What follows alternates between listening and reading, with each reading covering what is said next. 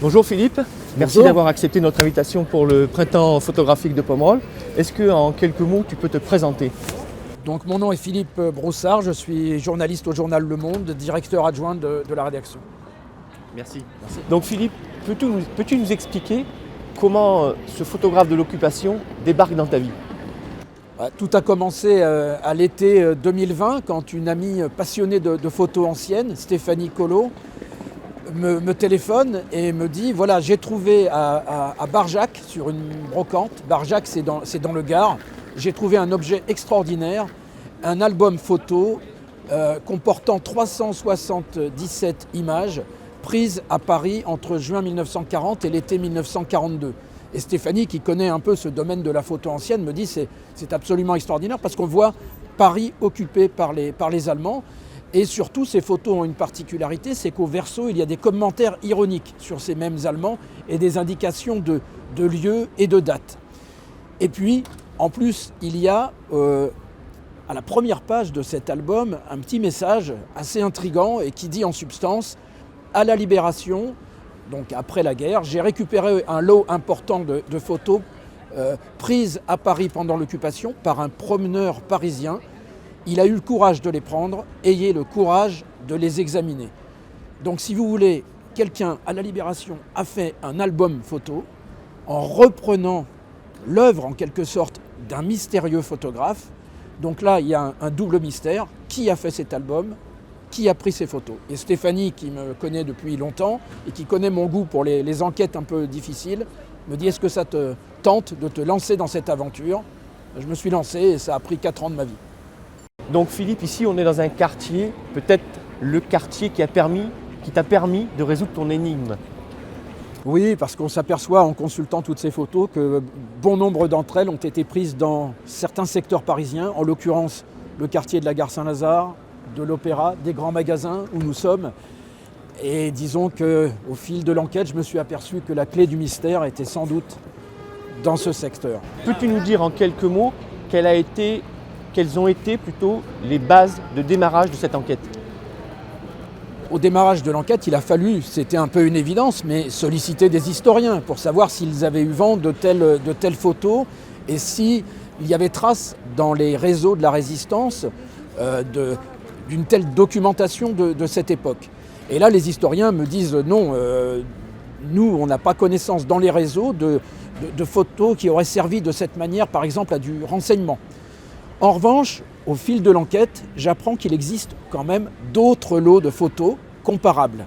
Et qu'au total, en dehors des 377 de l'album acheté par mon ami, il y en a plusieurs centaines d'autres. Certaines sont dans un musée de la Résistance à Champigny, près de Paris, mais les responsables de ce musée ne connaissent pas vraiment leur provenance. Et d'autres sont un troisième lot, en quelque sorte. Plus j'avance dans l'enquête, plus il y a de photos. Et au total, il y en a environ 700. Et là, je me retourne à nouveau vers les historiens en disant mais 700 photos, c'est extraordinaire. Et de leur propre aveu, c'est extraordinaire. C'est un fonds privé extraordinaire. Pourquoi ?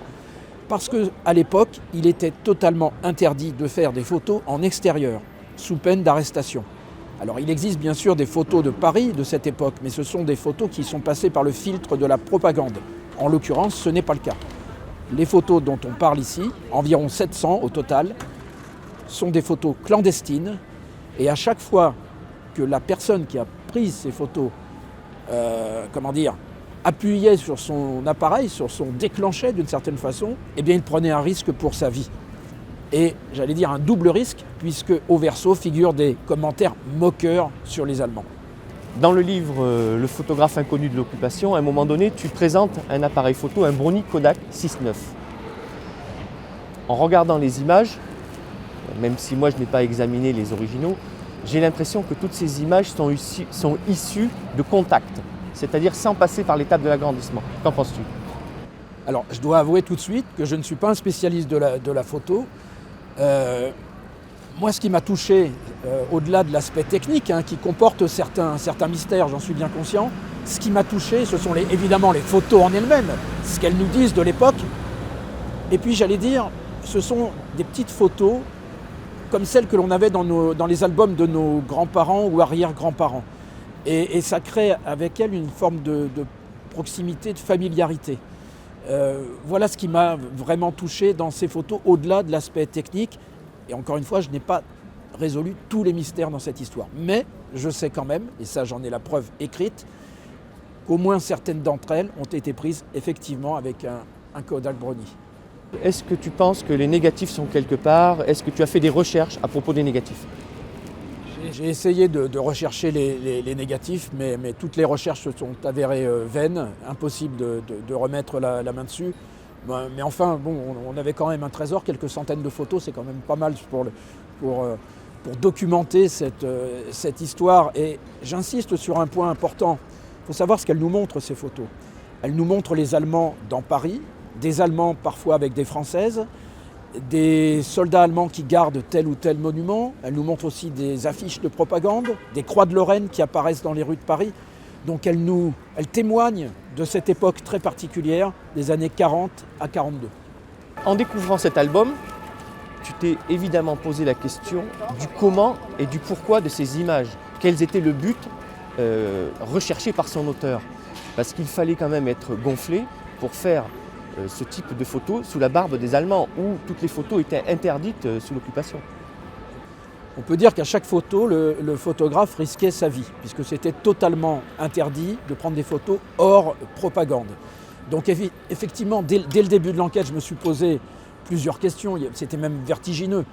Comment faisait-il pour prendre ces photos? Avec quel matériel? Et pourquoi? La grande question, pourquoi? Et comme il y a des indications écrites au verso, des commentaires avec des précisions sur l'heure, la date de la prise de photo, on peut imaginer que c'était à titre de renseignement, donc à transmettre à tel ou tel réseau. Donc à nouveau, je suis retourné vers les historiens et ainsi de suite. Et tout cela a pris des mois et des mois. J'en parle très vite ici, mais ça a pris plusieurs années même pour essayer de lever tous ces mystères. Tu l'as dit en début de vidéo, tu travailles au Monde, donc tu mènes l'enquête. Évidemment, le but pour toi, c'était éventuellement un jour de publier cette histoire si tu arrivais à la résoudre. Mais tu vas la tenir secrète pendant 4 ans. Pourquoi? Alors, je n'en ai parlé qu'à quelques collègues, très peu. Pourquoi? Il y a deux raisons. La première, je me disais que si je dois la raconter un jour dans le journal sous forme de série d'articles, autant maintenir le suspense, un peu comme dans une série télé quand on garde le suspense. Et puis la deuxième explication, c'est je me dis, si in fine, je ne résous pas les mystères, je ne trouve pas le photographe, je serais un peu ridicule. Donc pour l'instant, j'en parle pas. C'était un peu ça le point de départ. En août 2024, tu publies les premiers articles dans Le Monde. Est-ce que tu t'attendais à un tel succès pour cette histoire? J'ai vraiment été surpris par l'impact de cette histoire auprès de nos lecteurs. Que l'histoire, je l'ai présentée sous forme de feuilleton, comme on disait dans le temps, une série d'articles racontant le making-of de cette enquête. Des mois et des années d'investigation pour aboutir à l'identification du photographe. Et jusqu'au bout, jusqu'au dernier moment, j'ai gardé le mystère sur l'identité du photographe que j'ai finalement trouvé d'une certaine façon. Et là, c'est vrai que ça a eu un impact très important. J'ai reçu beaucoup de messages de lecteurs et aussi des propositions de maisons d'édition pour en faire un livre. Les négociations, d'une certaine façon, ont abouti avec les éditions du Seuil. Et là, je me suis lancé dans la rédaction d'un livre. Mais l'idée n'était pas de reprendre simplement les articles du Monde. L'idée était de les compléter fortement. Et là, d'autres pistes se sont ouvertes. J'ai pu nourrir complètement le récit, trouver beaucoup d'autres choses et me plonger encore plus dans cette histoire, qui, il faut bien le dire, au fil des années, était devenue pour moi, à titre personnel et professionnel, un peu une obsession. Tu parles d'obsession pour cette histoire. Donc finalement, c'était quoi? Rendre hommage à ce photographe qui était resté jusqu'alors inconnu, le faire découvrir? Dès que j'ai vu ces photos en 2020, je me suis dit, il est impossible qu'une personne qui a pris tant de risques pour témoigner reste dans l'anonymat. Ces photos sont parvenues à nous, à mon amie Stéphanie et à moi-même. C'était bien pour une raison, il fallait les rendre publiques d'une part et surtout identifier le photographe. Donc le fait d'y parvenir a été non seulement une récompense, mais une juste cause pour lui. Enfin, c'était une manière de lui rendre hommage, encore une fois. Et nous avons la satisfaction d'avoir réussi. D'une façon générale, une question sur la photographie. Est-ce que tu t'intéresses à ce médium et à son histoire? Très honnêtement, je ne suis pas un spécialiste de la photo, ni un technicien de la photo, mais je dois dire que cette enquête m'a conduit à voir l'image d'une manière différente. C'est-à-dire que je me suis tellement plongé dans ces photos mystérieuses, j'y ai tellement cherché une vérité que j'ai découvert une autre manière d'observer des photos et encore une fois d'imaginer le hors-champ. Enfin, elles m'ont ouvert les yeux sur ce que signifie une image et ce qu'on peut aller chercher derrière. Donc c'est une expérience dont je ressors différent. 4 années d'enquête, est-ce que tu penses qu'aujourd'hui, il est possible pour un journaliste de travailler comme ça au long cours? J'ai la chance de travailler dans un journal, Le Monde, qui laisse la possibilité à ses reporters d'enquêter au long cours. Ça a été mon cas dans cette histoire, même si évidemment, durant toutes ces années, je n'ai pas fait que ça. J'ai d'autres occupations au journal, mais disons que j'ai eu la possibilité de me libérer parfois du temps pour travailler sur cette enquête. Et ça, le temps dans le métier qui est le mien, dans les médias, c'est un luxe absolu. Et au monde, on a la chance d'en bénéficier.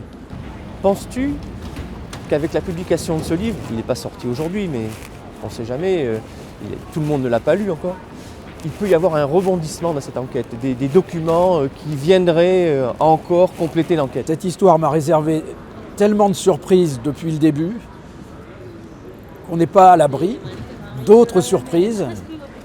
Et j'ai toujours dans un coin de ma tête cette hypothèse de me dire tiens, un jour je vais recevoir un message de quelqu'un, mais vous savez, mon arrière-grande-tante a bien connu le monsieur qui faisait des photos, j'ai des documents à la maison, ainsi de suite. Après la publication des articles, c'est un peu ce qui s'est passé. J'ai donné des noms dans les différents articles et des gens m'ont appelé me disant « mais c'est fou, vous parlez de mon grand-père, attendez, je vais aller voir dans telle armoire s'il n'y avait pas des souvenirs ». Voilà, il y a eu un phénomène autour de cette histoire tel que j'en parle parfois à la première personne en disant « j'ai fait ci, j'ai fait ça », mais ça a été quelque chose de collectif en fait. Beaucoup de gens m'ont aidé et continuent de m'aider. Ta prochaine enquête? Pour l'instant, il n'y a pas d'autres enquêtes prévues. Celle-ci m'a pris beaucoup de temps et beaucoup de temps de cerveau disponible, comme on disait à une époque, et c'est toujours le cas. Je sais quand j'y suis entré, c'est-à-dire en gros à la rentrée 2020, et je ne sais pas encore quand je vais en sortir. Parce qu'il y a d'autres projets liés à cette histoire, un projet de BD où on reprendrait aussi des photos, un projet de documentaire probablement sur Arte. Voilà, donc pour moi l'histoire n'est pas terminée. Le printemps photographique de Pomerol, tu connaissais? Alors je ne connaissais pas du tout le printemps photographique de Pomerol, mais quand tu m'as contacté après la publication des articles, j'ai tout de suite été séduit par l'initiative, enfin c'est très bien, et aussi par le fait de me confronter à des gens qui, eux, sont des spécialistes de la photo.